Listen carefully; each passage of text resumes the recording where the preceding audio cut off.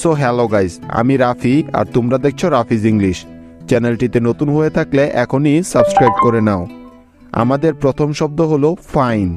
শব্দটা খুবই সহজ। প্রথমে সহজ শব্দগুলো দিয়ে বানান শিখলেই পরে কঠিন বানানগুলো সহজে পারা যাবে। এবার এই ফাইন শব্দটাকে ইংরেজিতে লেখার চেষ্টা করব। তো ফাইন শব্দটার প্রথমে আছে কি? ফ। আর আমরা জানি ফ এর ইংরেজি প্রতিবর্ণ হলো এফ, তাই ফ এর জন্য নিলাম এফ। এর পরে আছে আই সাউন্ড, আই।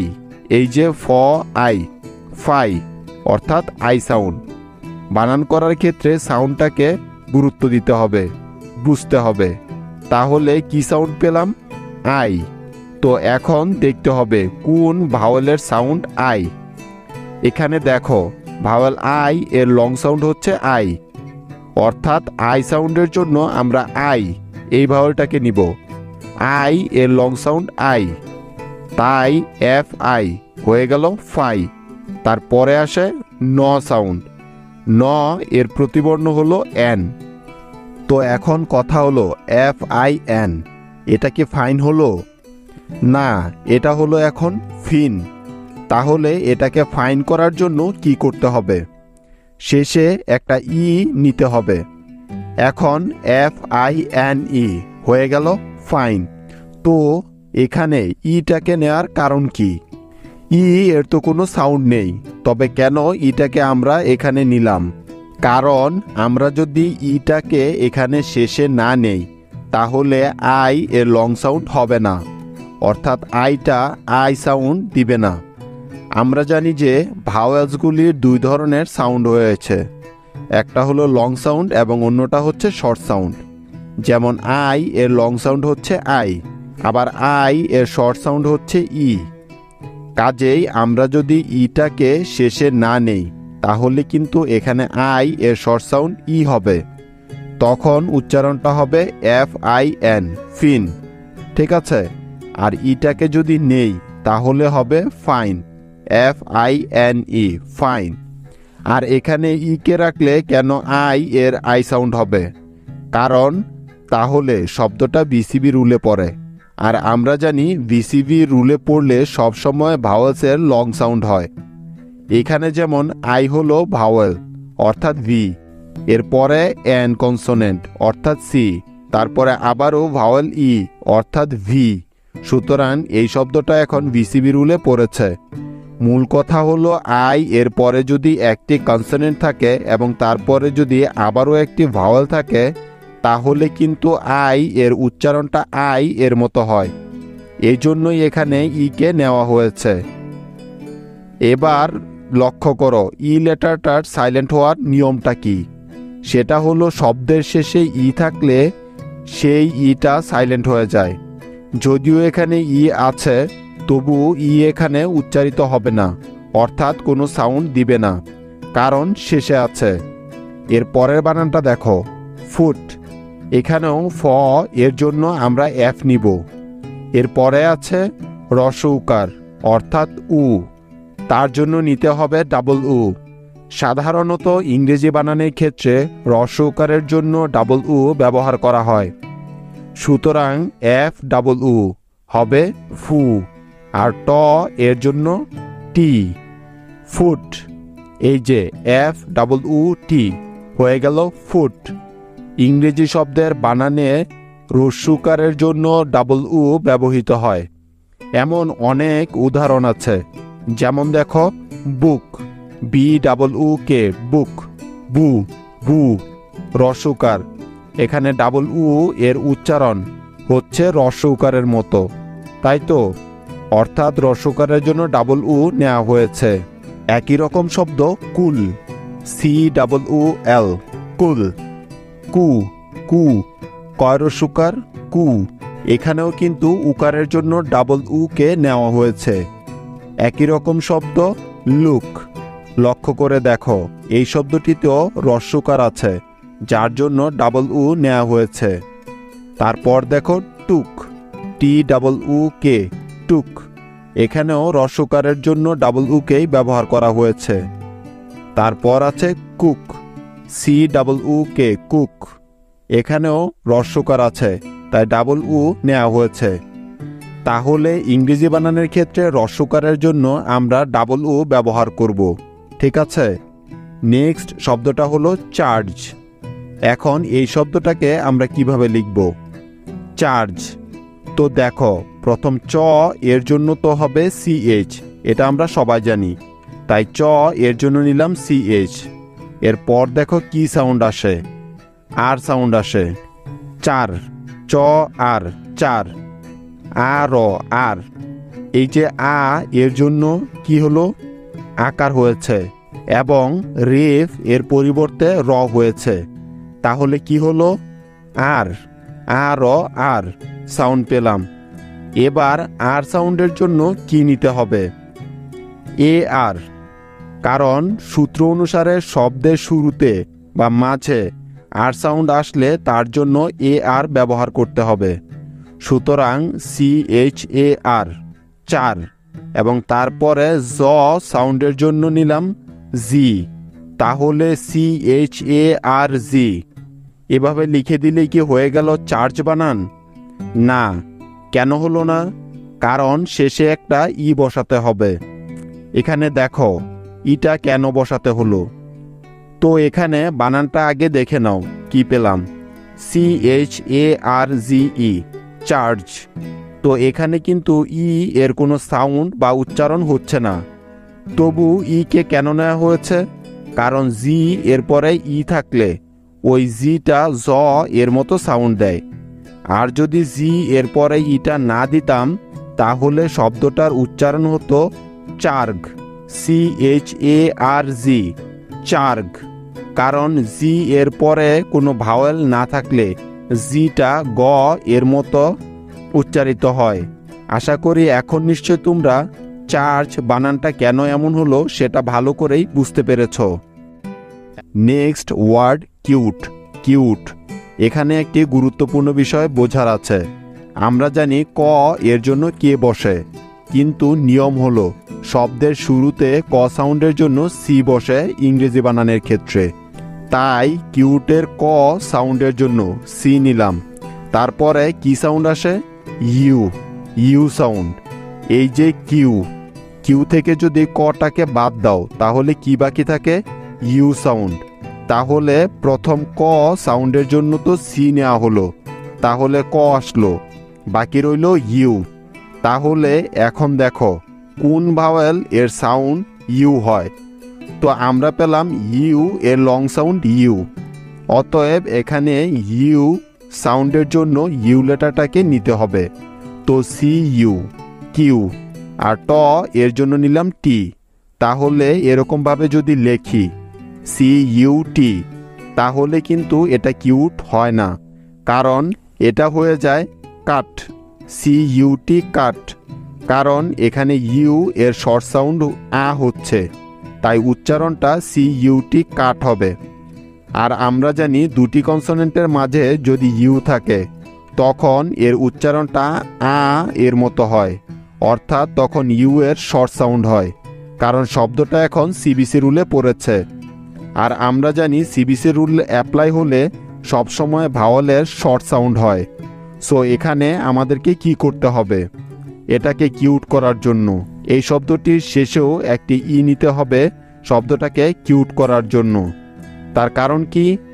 কারণ ইউ এর পরে যদি একটি কনসোনেন্ট থাকে এবং তারপরে আবারও একটি ভাওয়েল থাকে তাহলে শব্দটা BCB রুলের মধ্যে পড়ে যায়, অর্থাৎ ভাওয়েল কনসোনেন্ট ভাওয়েল। তাহলে BCB রুল হয়ে গেল এখানে। আর তখনই কিন্তু ইউ এর উচ্চারণটা ইউ এর মতো হবে, অর্থাৎ ইউ এর লং সাউন্ড হবে। তাই কিন্তু এখানে ই কে নেওয়া হয়েছে, CUTE, কিউট। ঠিক আছে, বুঝতে পেরেছ? তাহলে পরের শব্দে যাওয়া যাক। পরের শব্দ হচ্ছে ফিউচার। প্রথম ফ এর জন্য হবে এফ, এর পরে আছে ইউ সাউন্ড, ওই আগের শব্দের মতো ক ইউ কিউ। তাহলে এখানে হবে ফ ইউ ফিউ। তাই এখানেও ইউ সাউন্ডের জন্য আমরা ইউ কে নিব, তাহলে FU হয়ে গেল ফিউ। এর পরে আসে চার সাউন্ড। তো এখানে একটি বিষয় বোঝার আছে, চার সাউন্ডের জন্য ইংরেজিতে একটি ওয়ার্ড প্যাটার্ন আছে, আর সেটা হলো TURE, চার। তাই এখানে নিব TURE, চার। তাহলে FUTURE হয়ে গেল ফিউচার। বোঝা গেল? নেক্সট শব্দ নেশন। নেশন, তো এই শব্দটিকে আমরা কিভাবে লিখতে পারি? তো আমরা জানি ন এর জন্য এন হয়, তাই নিলাম এন। তারপরে আছে একার, অর্থাৎ এ সাউন্ড। এখন দেখতে হবে কোন ভাওয়েলের সাউন্ড এ হয়। এই যে দেখো, এ ভাওয়েলটির লং সাউন্ড কিন্তু এ, তাই নিলাম এ, এন এ নে। এরপরে আছে শন সাউন্ড, আর আমরা জানি শন হলো একটা ওয়ার্ড প্যাটার্ন, যার জন্য নিতে হয় TION, শন। তো এন এ নে, আর শন সাউন্ডের জন্য হবে TION, নেশন। এখানে টি এর উচ্চারণটা স এর মতো হচ্ছে, তাহলে ফাইনালি নেশন বানানটা কি পেলাম? NATION, nation. TURE, চার হলো একটি ওয়ার্ড প্যাটার্ন, আর TION, শন হলো আরও একটি ওয়ার্ড প্যাটার্ন। আজকের এই একটি মাত্র নিয়ম জানা থাকলে তোমরা সারা জীবন হাজার হাজার ইংরেজি শব্দের বানান ভুল হওয়ার হাত থেকে বাঁচতে পারবে। নিয়মটা হচ্ছে, ইংরেজি আর লেটারটার আগে AEIU এই চারটি ভাওয়েলের যে কোনো একটি ভাওয়েল থাকলে সেই অংশটার উচ্চারণ হবে আর এর মতো। এরা শব্দের যে কোনো জায়গাতেই থাকতে পারে, কিন্তু তার উচ্চারণ হবে আর এর মতো। ঠিক আছে, মনে থাকবে তো? উদাহরণগুলো দেখলে বিষয়টি আরও ভালোভাবে বুঝতে পারবে। আমরা জানি ইংরেজি ভাষায় ভাওয়েল মোট 5টি, যারা ইংরেজির কারচিহ্ন হিসেবে বসে থাকে বা কাজ করে থাকে। 5টি ভাওয়েলের বাকি রইল উ ভাওয়েলটা। এবার দেখা যাক উ ভাওয়েলটি যখন আর লেটারটির আগে বসে তখন সেটা কেমন সাউন্ড দিবে। উ আর যেখানেই পাবে তার সাউন্ড বা উচ্চারণ হবে অর এর মতো। মোট কথা হলো এ আর আর উচ্চারণ হয়, কিন্তু ই আর উচ্চারণ হবে, আই আর উচ্চারণ হবে, ইউ আর উচ্চারণ হবে। অর্থাৎ ই আই এবং ইউ এর উচ্চারণ হয় আর এর মতো। এই আর এর উচ্চারণটা গলার ভিতর থেকে উচ্চারিত হয়, কিন্তু এই তিনটি বানানের উচ্চারণ কিন্তু একদম একই রকম। তবে এ আর এর উচ্চারণটাও আর এর মতো হয়, কিন্তু এই আর সাউন্ডটা মুখের অগ্রভাগ থেকে উচ্চারিত হয়ে থাকে। আমার উচ্চারণগুলো লক্ষ্য করো। এ আর ই আর আই আর, ইউ আর, উ আর হবে অর। এবার কিছু উদাহরণের মাধ্যমে বিষয়গুলো ভালোভাবে বুঝে নেওয়া যাক। এ আর একসাথে থাকলে আর সাউন্ড তৈরি করে, যেমন বার, BAR, বার। বিতে ব এবং এ আর, সুতরাং ব যোগ আর হয় বার। একই রকম কার, CAR, কার। সিতে ক, AR, ক আর, কার। Far, FAR, far. এফতে ফ, AR তে হয় আর, অর্থাৎ ফ আর, far. Jar, JAR, jar. ARM, arm. ART, art. Hard, HARD, hard. Star, STAR, star. প্রত্যেকটি উদাহরণে আর সাউন্ড দিচ্ছে। আশা করি বিষয়টি এখন ভালোভাবে বুঝতে পেরেছ। নেক্সট ই আর একসাথে থাকলে আর সাউন্ড তৈরি করে, যেমন হার, HER, হার। এইচতে হ এবং ER-তে হয় আর, her. Cover, COVER, cover, COV, কভ, ER, cover. After, AFTER, after, AFT, আফট, ER, after. Water, WATER, water, WAT, ওয়াট, ER, ওয়াটার।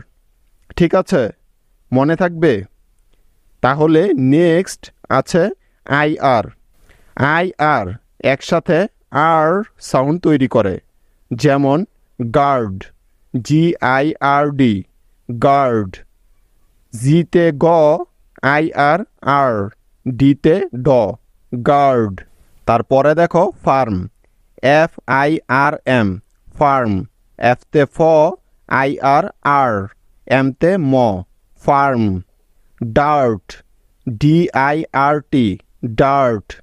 ডিতে ড, IRR, টিতে ট, ডার্ট। Girl, GIRL, girl. জিতে গ, IRR, এলতে ল, গার্ল। নেক্সট প্যাটার্নটা হলো UR। UR একসাথে আর সাউন্ড তৈরি করে, যেমন ব্লার, BLUR, ব্লার। BLতে হয় যুক্তবর্ণ ব্ল এবং UR-এ হয় আর, ব্ল যুগ আর, ব্লার। Burn, BURN, burn. বিতে ব, URR, এনতে ন, বার্ন। Turn, TURN, turn. টিতে ট, URR, এনতে ন, টার্ন। Curl, CURL, curl. সিতে ক, URR, এলতে ল, কার্ল। নেক্সট বসি আরটি হলো UR। UR কোনো শব্দে একসাথে থাকলে সেটা অর এর মতো উচ্চারিত হয়, যেমন ফর, FOR, ফর। এফতে ফ, UR, অর, অর্থাৎ ফ যোগ অর, ফর। কর্ড, সিতে ক, UR, অর, ডিতে ড, কর্ড। Lord, LORD, lord. এলতে ল, UR, অর, ডিতে ড, লর্ড। Form, FORM, form. এফতে ফ, UR, অর, এমতে ম, ফর্ম। Corn, CORN, corn.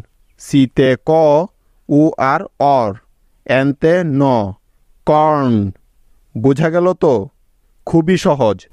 আশা করি আজকের পর থেকে তোমাদের আর কখনো বসি আর এর বানান এবং উচ্চারণ কোনোটাই ভুল হবে না। এভাবেই একটু একটু করে প্রতিদিন শিখতে থাকো। কয়েক মাস পরে দেখবে যে তুমি অনেক কিছুই শিখে ফেলেছ। নিয়মিত করলে সব কিছুই করা সম্ভব। মনে রাখবে, যারা এখনও রাফিজ ইংলিশ চ্যানেলটি সাবস্ক্রাইব করনি তারা এখনই সাবস্ক্রাইব করে দাও।